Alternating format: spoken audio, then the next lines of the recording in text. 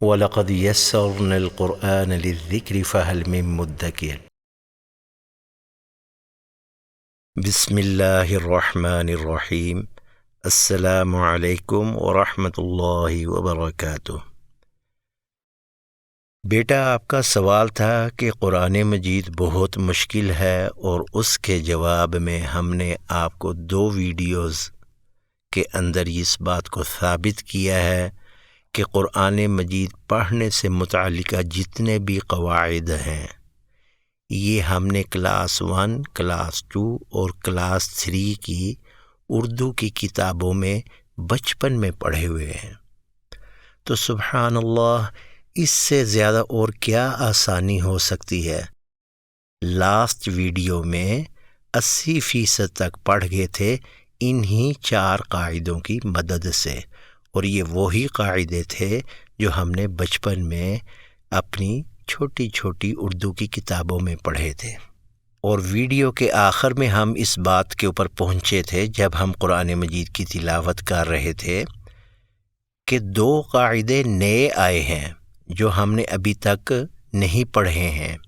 ایک تھا مد کا قاعدہ اور ایک تھا ادغام کا قاعدہ۔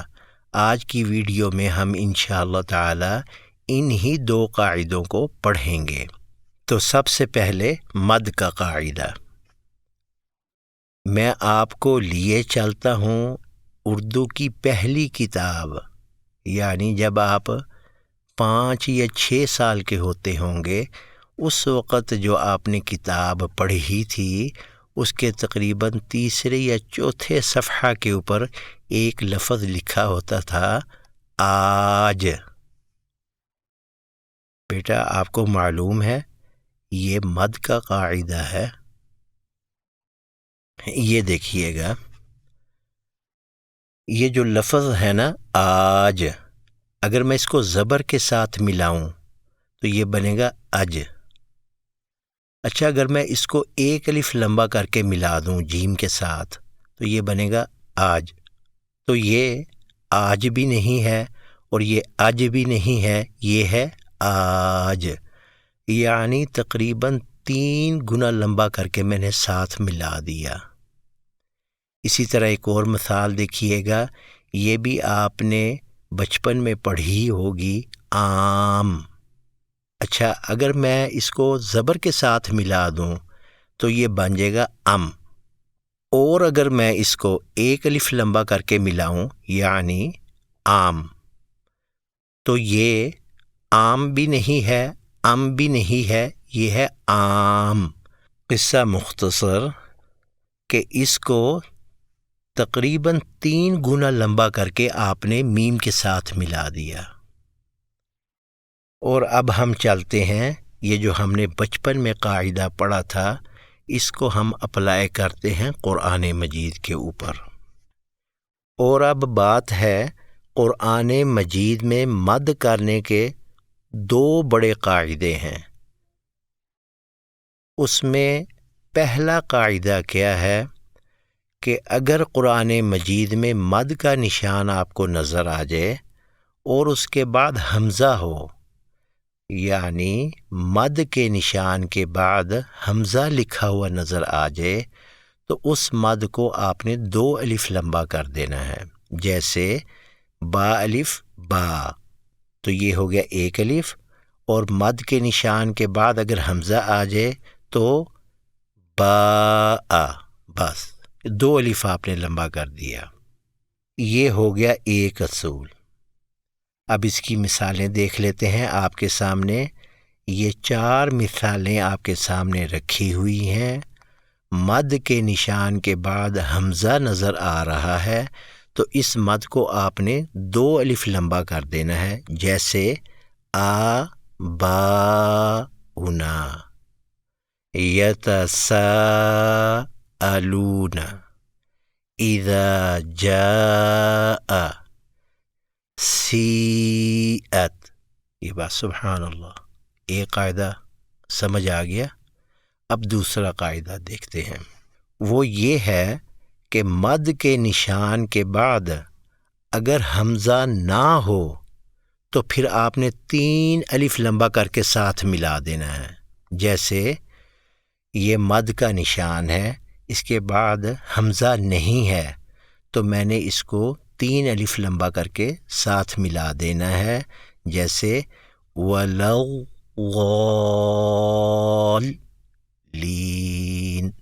تو میں نے 3 الف لمبا کر کے ساتھ ملا دیا ہے. تو اسی طرح اگر مد کے نشان کے بعد حمزہ نہ ہو تو زیادہ تر تو شد ہی آنی ہے نا، تو آپ نے 3 گنا لمبا کر کے ساتھ ملا دینا ہے. مثالیں دیکھ لیتے ہیں. جیسے یہ مد کا نشان ہے، اس کے بعد حمزہ نہیں ہے تو میں نے 3 گنا لمبا کر کے ساتھ ملا دینا ہے. دابتن، الصافون، العادین، یہ میں 3 گنا لمبا کر کے ساتھ ملا دیتا ہوں. تو بس 2 اصول قرآن مجید میں مد کرنے کے ہیں. نمبر 1، اگر مد کے نشان کے بعد حمزہ آ جائے تو اس مد کو 2 الف لمبا کرنا ہے، اور اگر حمزہ نہیں ہے تو آپ نے 3 الف لمبا کر کے ساتھ ملا دینا ہے. اگر آپ ان 2 اصولوں کو خیال رکھیں گے تو پورے قرآن مجید میں آپ کی کوئی ایک غلطی بھی مد کی ادائیگی کی نہیں ہو سکتی. یہ اتنا پرفیکٹ فارمولہ ہے. الحمدللہ رب العالمین، سبحان اللہ. 2 لائنوں کا خلاصہ، اگر حمزہ آ جائے تو 2 الف مد کو لمبا کر دینا ہے، اگر حمزہ نہیں ہے تو 3 الف لمبا کر کے ساتھ ملا دینا ہے. اب آتے ہیں ادغام کی طرف. تو بچوں کے لیے قاعدہ تو صرف اتنا سا ہے کہ شد سے پہلے جزم والا حرف قرآن مجید میں نہیں پڑھا جاتا ہے. اچھا، یہ والا جو قاعدہ ہے نا، اس کی ہم نے کچھ جھلک اردو کی کتاب کلاس 4 میں دیکھی تھی. وہاں پہ ایک نظم ہوتی ہے، لب پہ آتی ہے دعا بن کے تمنا میری. وہاں پہ لکھا ہوا ہے لب پہ، حالانکہ اس کو پڑھتے کیا ہیں، لب پہ آتی ہے، یعنی با کو نہیں پڑھتے، پے کو پڑھتے ہیں. لب پہ آتی ہے، اور جب لکھتے ہیں تو لکھتے ہیں لب پہ آتی ہے. اسی طرح اور مثالیں دیکھیے گا. یہ ہے بد ترین، یہ ہے بد تمیز، تو اس کو ہم کیا پڑھتے ہیں، بدتمیز. تو اسی طرح قرآن مجید کی مثال بھی دیکھیے گا. یہ ہے عبد تم، تو پڑھتے کیا ہیں، عبد تم.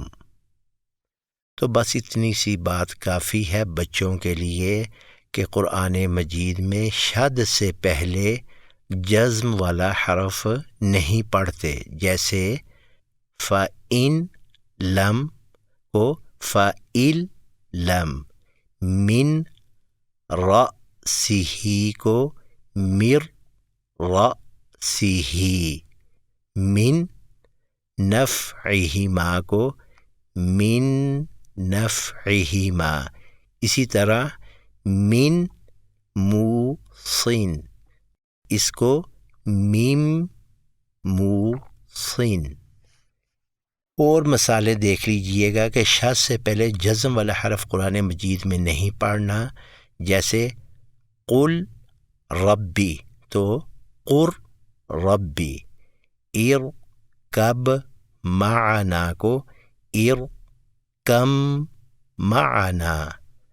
یلحث ذالک کو یلحظ ذالک. تو یہ تھا ادغام کا قاعدہ. اس میں صرف ایک ایکسیپشن ہے، وہ انشاءاللہ تعالی ہم نیکسٹ ویڈیو میں اس کو بیان کر دیں گے.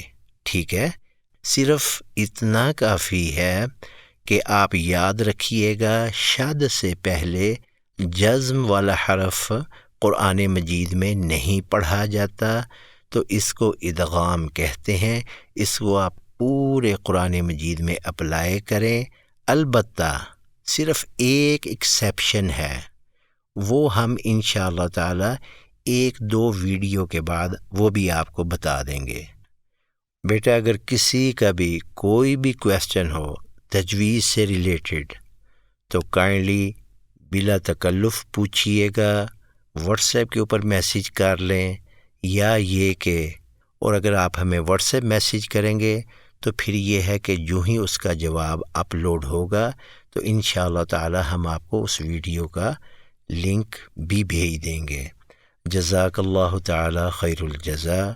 سبحانک اللہم ربنا وبحمدک، اشہد ان لا الہ الا انت استغفرک واتوب الیک۔